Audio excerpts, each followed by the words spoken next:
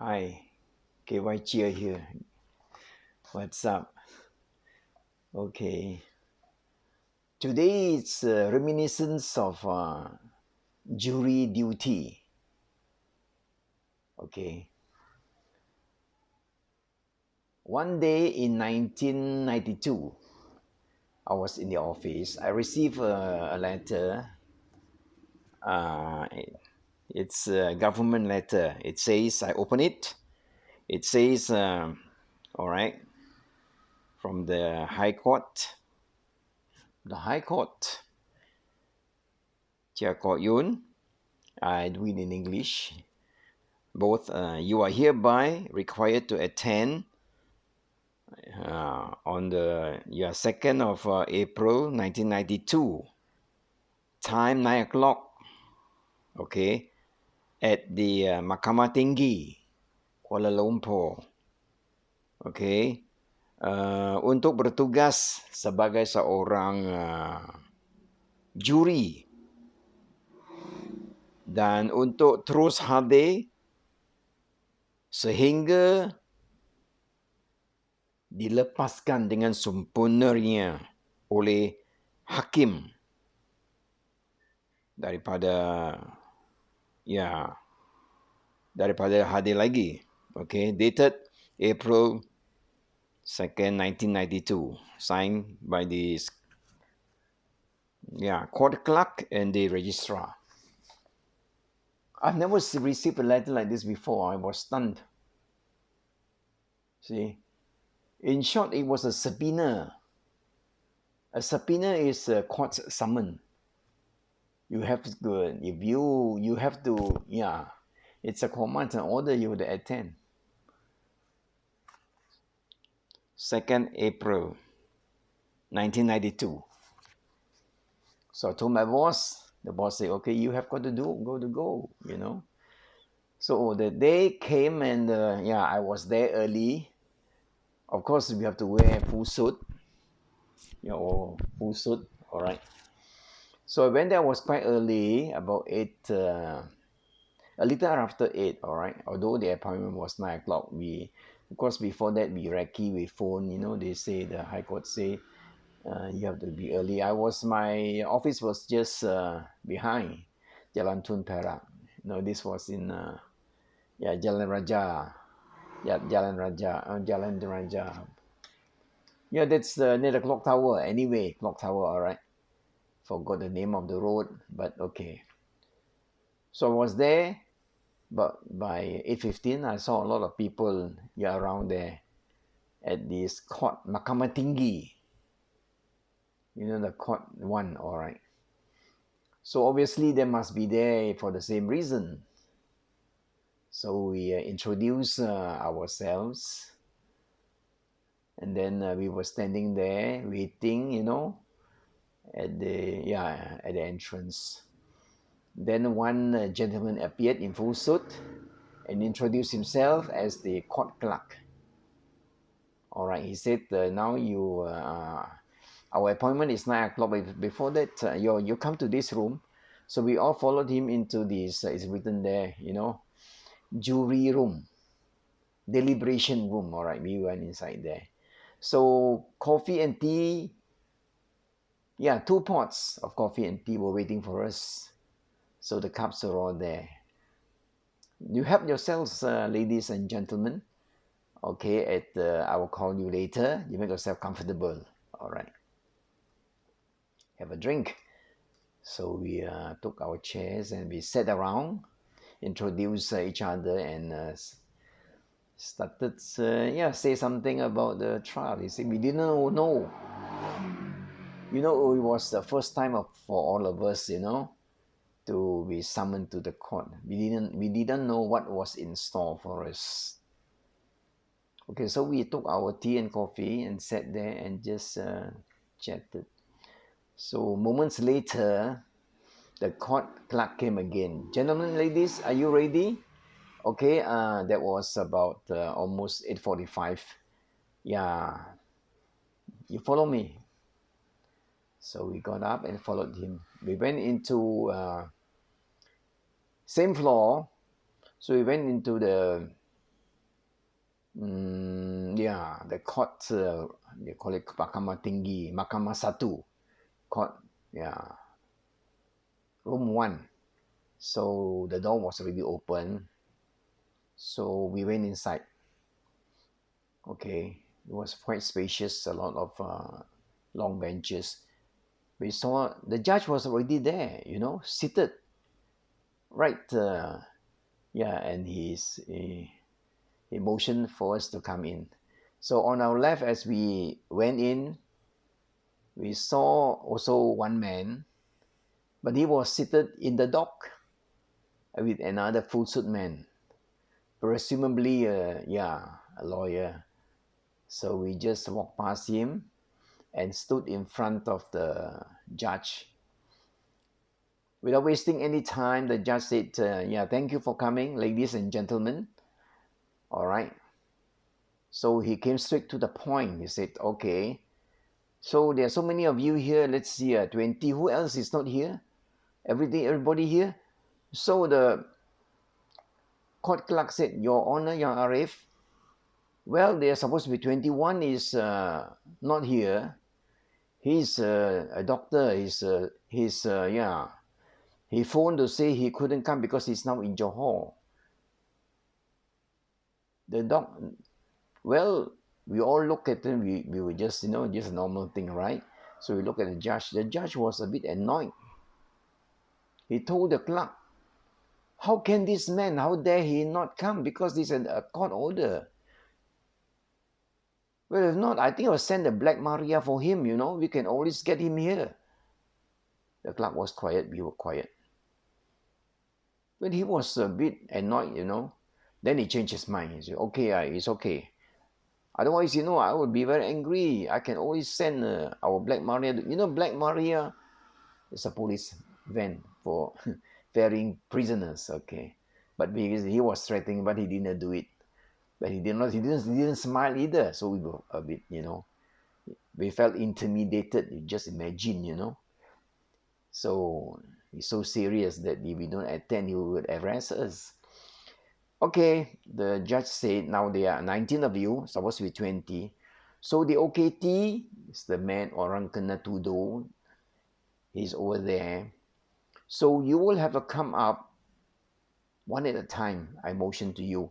And he will consult with his lawyer to, to the agree that you will be the member of the jury or not, because altogether there'll be 7 of you. I want to select 7 of you. So he's on trial, the OKT. So he has the choice. All right, let's start moving. So without wasting any time, we came out one at a time. So the OKT, the accused, spoke. Of course, he spoke to whispered or discussed with the. It happened very fast. Discussed with the counsel, and when he nodded, we were in. If he did not nod, and if we kept quiet, then we were considered, not selected. Yeah. Later on, I think it was within a few minutes, all the seven were selected. Let me see how many there were. I have the list here. I even have a list here. My friends, I had them, written the names there. Yeah. Okay. So they were. I think there was a woman, one Sikh, one Malaysian, one Malay, the rest, 2 Chinese, uh, the rest are one Sikh, one lady, and 2 Malays gentlemen. Yeah. So there were 7 of us. So when we're all said and done, the judge dismissed the rest. Okay, gentlemen, the rest of you can go back. Thank you for your attendance. Well, we call you again. Thank you very much for for coming here. So okay, the 7, you just stand on side. All right, you are already selected. I'm gonna sworn you in later. Okay, so that's it. After that, the OKT was dismissed together with his counsel and the constable escorting him.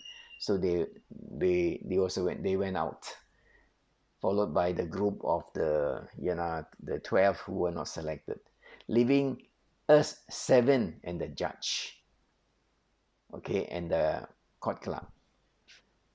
So he said, "Come nearer to me." So he was sitting on a long, on a long table. The judge was there, long table, the big table. So we went near him. He said, "Okay." So he briefed us. "All right, there are 7 of you. Now I will swear you in." Okay, so what we did was we all stood in a line, and we had a scroll to read. So it's on the table. So okay, you read after the court, the clerk. You just repeat after him and put up your hands, your right hands. So we did that. We just took our oath. All right.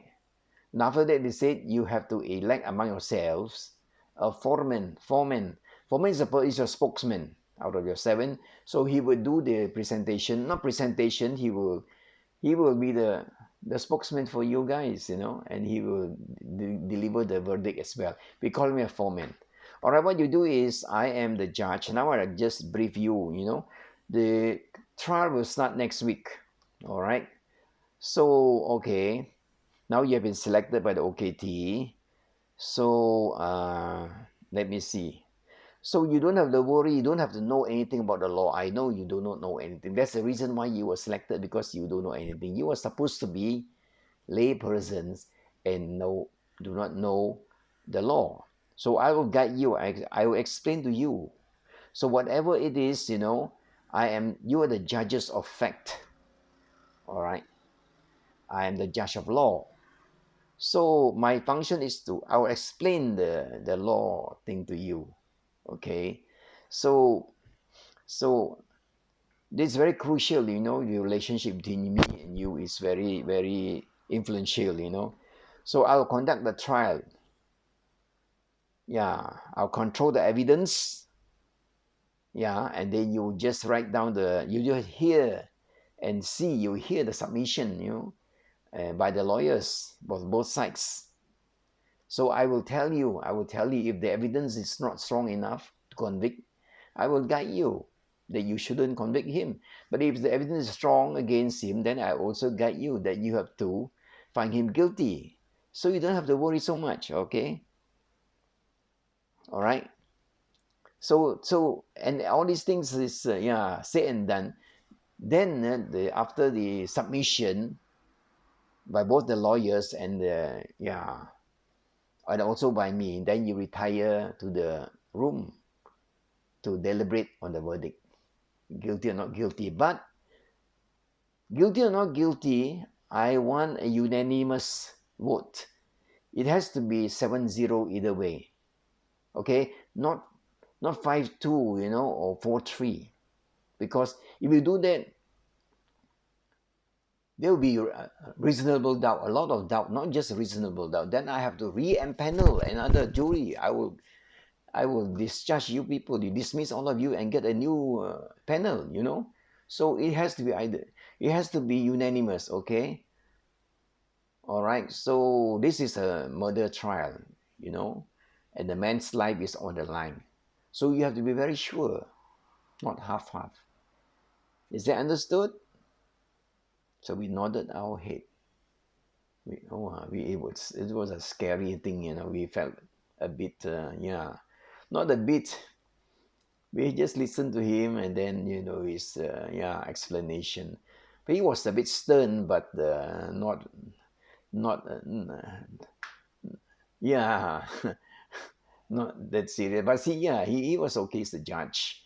So with that, he said, "Okay, you are now dismissed. We'll see you on the day of the trial. Thank you very much for coming." So that was that. So then he got up and went back into his chambers.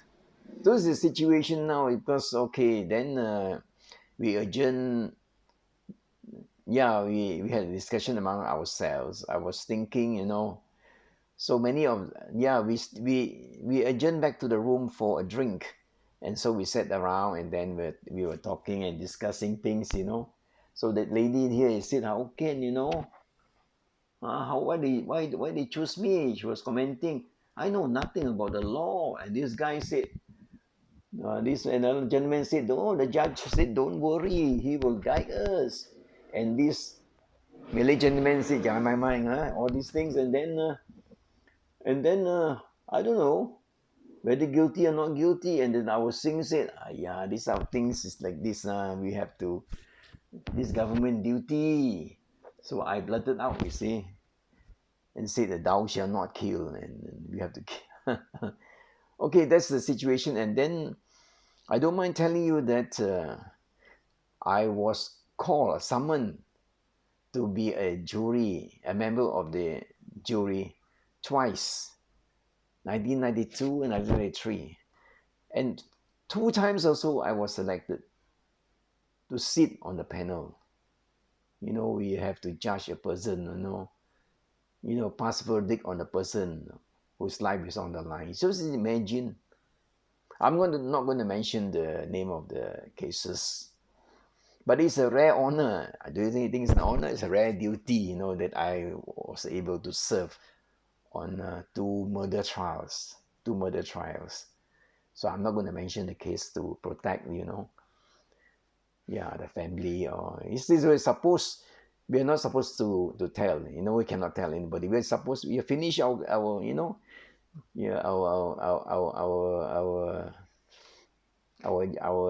yeah our case. We finish our case, our judgment, and we're supposed to merge, with the crowd, and we're not supposed to say anything, not even to our wife. Up to today, I did not tell anybody the two cases, murder cases. All right. Anyway, the jury system was abolished in 1995. The last case being Mona Fandi. All right. So, well, it was abolished for reasons, many reasons. One of which was that many felt that the jury, as normal people, may not be able to dispense justice, and there would be miscarriage of justice. Justice would not be properly served. That was the impression. That was what the legislative people thought in Parliament. That's why they had it abolished, because this thing had to be abolished by the legislature. Then it was done also against the wishes of many lawyers, and many lawyers, top lawyers also, they wanted this to have this jury trial. But anyway, that was the wishes of the legislature. In 1995, it was abolished. I've got many more stories. So this is only the beginning, not the trial. This is only But England, they have it, in America. Okay, Hong Kong. Okay, that's story of reminiscence of my time as a member of the jury, 1992 and 1993. There will be more stories, especially when the trial starts. Okay, thank you for watching. Bye bye.